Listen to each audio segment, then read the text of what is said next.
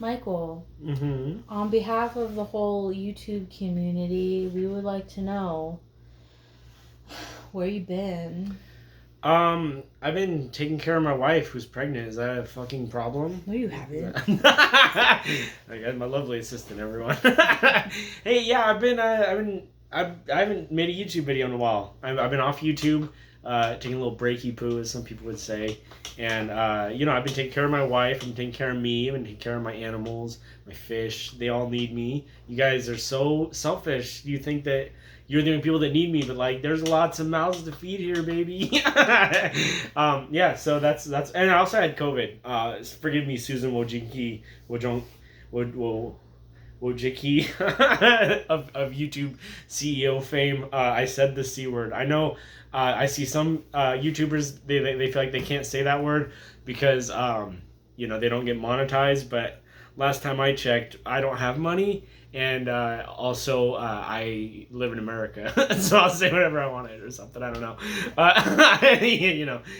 yeah, I had COVID. It was crazy. I was kind of scared when I found out that I had COVID. I was scared that my wife, who's pregnant, was gonna get it, and she got it, and we're like, oh shit. But everything is okay. We're chilling. I'm fine now. I got my sense of taste back, but I don't have a sense of smell. But the thing is I never had a sense of smell. So I could have shit my pants and I never would have known. So, anyways, what I've watched, what since you've been gone, if you will, Kelly Clarkson, what have I watched? I watched Heat for your ass. It's a Michael Mann film. Al Pacino, Rob De Niro, and Val Kilmer all in this. Val Kilmer, unfortunately, I don't like Val Kilmer. I'm not a fan. I know that he's got health issues, and I don't want to wish anybody, not well. But at the same time, I think he's not a good actor, in my opinion, and he brings movies down for me. Mostly because in Batman Forever, when he's wearing the bat cowl, he looked like he pooched his lips out like all the time. It just really annoyed me as a kid, and I kind of wanted to like punch Batman, and as a kid you should never want to punch Batman, so I guess I have resentment towards Val Kilmer. But I do wish him well, and hopefully he has a recovery with what he's got going, but not a good actor. Anyways, Heat is really, really good, and Al Pacino and Robert De Niro are great actors, and it's so awesome to see them in this like cat and mouse game. You got Al Pacino as a cop, Robert De Niro is a master heist organizer type of a guy, and they're going at each other, and you kind of find out through the movie that they're two sides of the same coin. They're two of the same type of people. Basically, at the end of the day, they're both just doing their job, and they're a little bit too wrapped up in their job for their own good. And that's what I think is really cool in this movie is the balance. Also, it's cool to watch this movie because the heist scenes are some of the best ever filmed, and really inspired Grand Theft Auto 5, which is one of my favorite video games of all time. I'm a huge nerd about Rockstar games. I was very excited about the GTA 6 leak. And I think that looks good. But anyways, this movie's really, really good. This movie and Sexy Beast, which is not a pornography film, it's actually another crime film with Ben Kingsley, were the two movies that I would say probably inspired GTA 5 the most. So if you're looking for that kind of GTA 5 flavor, and you're not really wanting to play the 20th 20th remake of GTA 5 for the 20th console, just go ahead and watch the movies that inspired it. You know what I mean?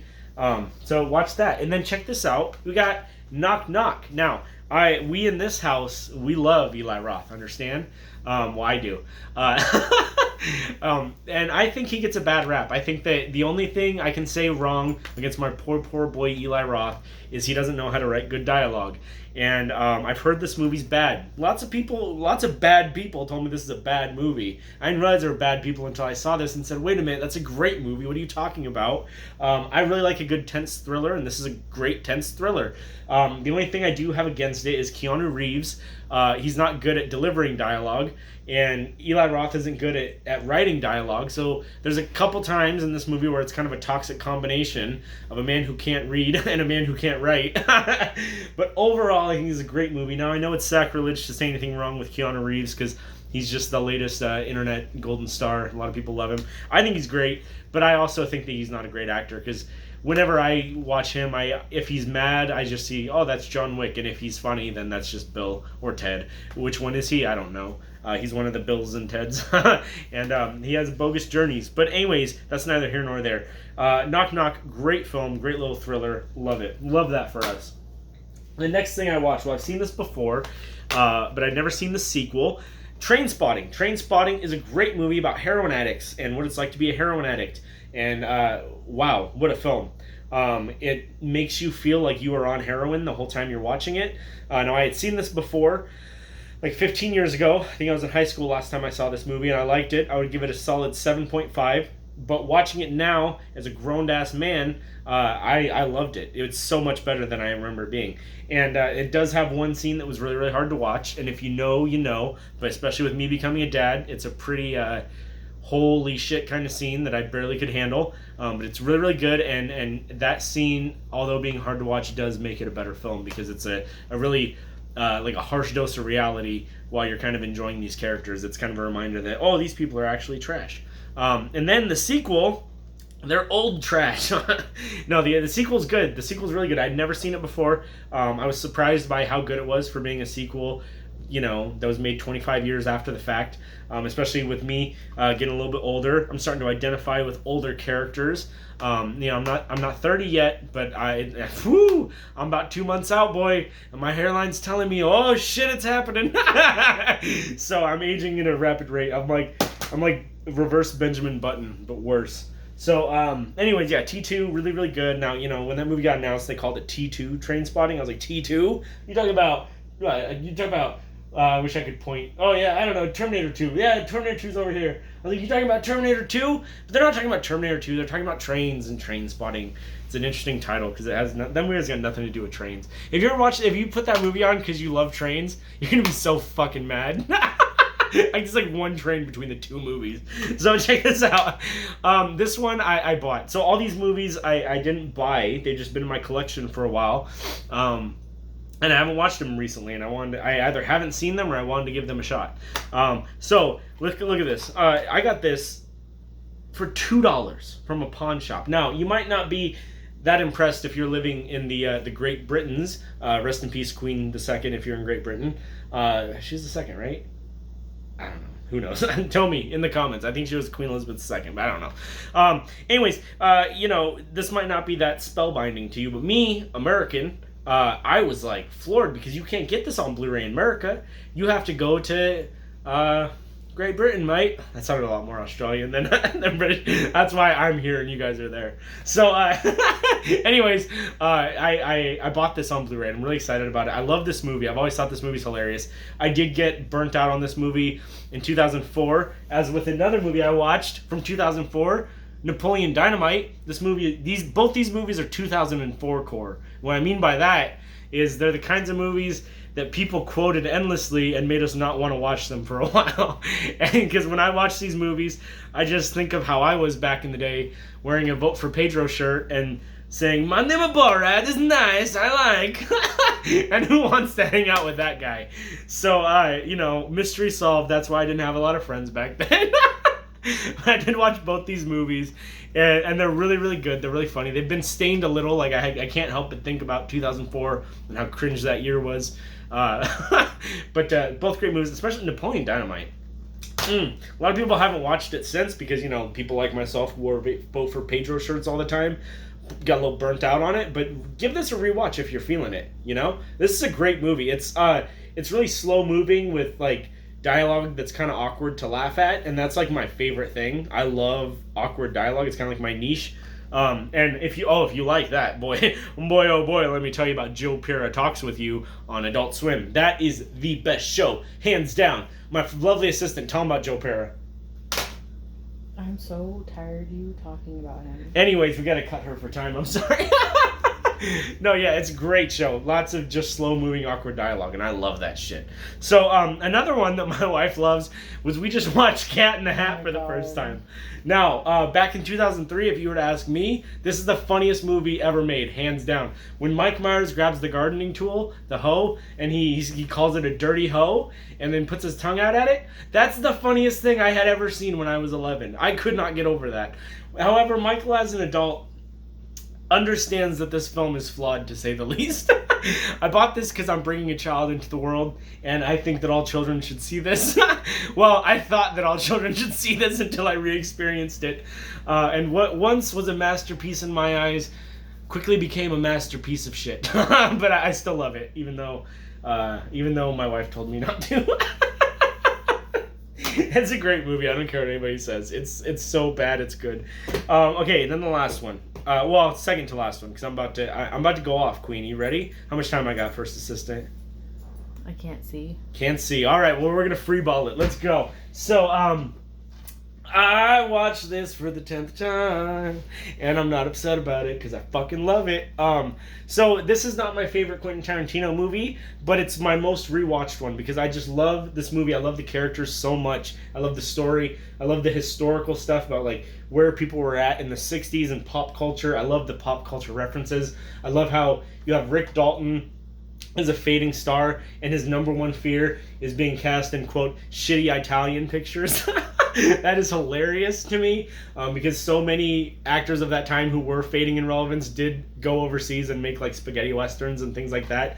You have like the whole Sharon Tate thing with Charles Manson, which makes for some really interesting stuff. I think that's what keeps bringing me back to this movie, is I really, really love movies that they're their own thing, they're telling their own story, but at their core, there's like a sadness in the movie. And that's, I think, after watching this movie for the 10th time, I think I've nailed, that's why I like this movie so much, is because when I'm really hanging out with Rick Dalton here, I get his sadness in his heart, right? He's this fading star, you know, and he doesn't want to go over and make these movies, and he knows his relationship with his stuntman is potentially ending because he doesn't really need a stuntman anymore because he's just not getting the roles anymore. So they're gonna need to part ways. The 60s is ending. There's this fucker named Charles Manson. He's a goddamn hippie. And that's like, oh, it's kind of gets your heart a little bit. And then you realize, what I've realized like watching it this time, is how you have this juxtaposition between Rick Dalton, who's a fading star, you know, he's on his way out, and then you have Sharon Tate, who we all know, tragically, her life and her baby's life were cut short before she could become a star, you know. And so there's like this kind of juxtaposition. Now Tarantino does rewrite history in this movie, makes it for like a triumphant ending, but there's still like just a sadness at its core, and I love shit like that. Like I've incorporated it into my own short films. Like, you know, my first short film, Noctrophobia, it's like a horror comedy, but at its core, it's about loneliness. You know, in Imaginary Train, my next one, which was the last video I posted, so if you want, check it out. I'm really proud of that movie. It's got this, the core of that movie is about like childhood trauma, but you know, it's its own movie with its own, you know, story. It's not just all about that, but I love shit like that, like sadness at the core. So this is a great movie. One of Tarantino's funniest. I know I just said it's sad in a way, but like that's what I love about it, is it's got that little bit of sadness, but overall it's a funny movie. It's a fun movie to watch. Lots of stuff going on, lots of history going on, rewritten and actual history. And the last movie I watched recently is Eyes Wide Shut. And oh boy, let me tell you, I thought like I wasn't gonna like this movie because I've heard years of people tell me this is Stanley Kubrick's weakest film. I don't own it yet, but I watched it on Netflix, and I just got to say, if you have not seen that movie because you're thinking like, oh, it's Kubrick's worst, tell anybody who said that to you to stop being a hateful person and watch it. It's such a good movie. It's like an erotic thriller, but there's nothing erotic about it. Never before has the thought of sexuality felt disgusting to me as when I was watching Eyes Wide Shut. That movie's just a massive turnoff, my dude. And it's got, I don't normally notice like musical score in a movie, but this movie I really noticed like the hauntingness of the is that a word? It is now. Of the music, and it just really like sticks with you. And who would have thought that watching Tom Cruise stumble around through New York City, pissed off trying to one up his wife, would be so fucking entertaining for 2 hours. It's so good, and it's a lot like, it's thematically and like the way it feels like The Shining, like not scary, but just kind of got like that mystery of like what's actually going on, and you know, that slow movingness that I was talking about that I love. It's got all that. It's such a great movie, but you know, I'd never seen that before, so I kind of want to recommend that too. But anyways, that's the update video. I don't know if I'm going to keep making update videos like consistently, like definitely still stay subscribed, because I'm going to pop in every now and again. I'll be like that dad who shows up once a year, give you $5, we're all good, you know? But, you know, because I got to be a real dad to my son. I got to be there for him all the time, 24/7, and to my wife. So, you know, sadly, you guys are my neglected children, but I'm going to pop in as much as I can on this channel, but just don't expect uploads every week like it used to be. I'm not a little virgin anymore. No, I'm just kidding. I'm still a virgin. But anyways, you guys have a good night. Party on Wayne. Drive safe. All that.